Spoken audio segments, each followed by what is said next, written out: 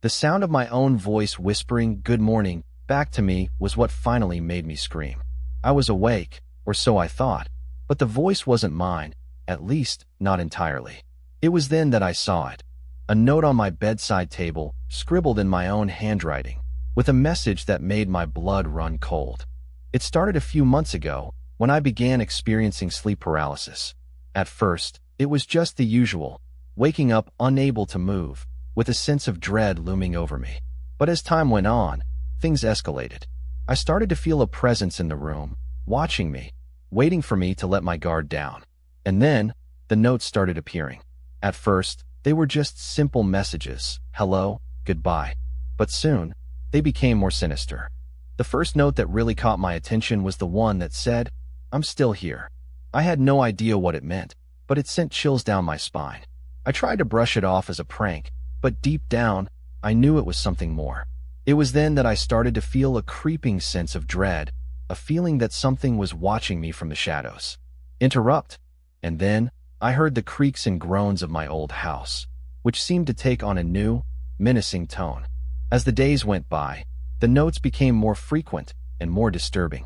They would appear in different rooms, always in my handwriting, but with a message that seemed to come from somewhere else. I started to feel like I was losing my mind, like I was trapped in some kind of never-ending nightmare. And then, I started to notice strange smells, a pungent, acrid odor that seemed to follow me everywhere. Interrupt.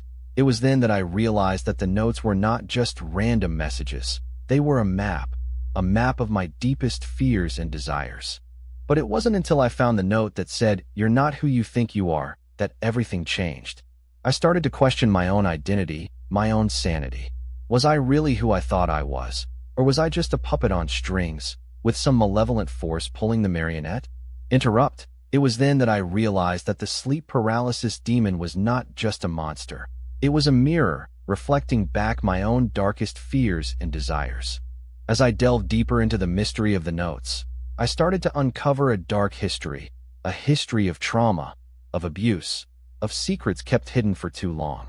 And at the center of it all was the sleep paralysis demon, a manifestation of my own guilt and shame. Interrupt. It was then that I realized that the demon was not just a monster.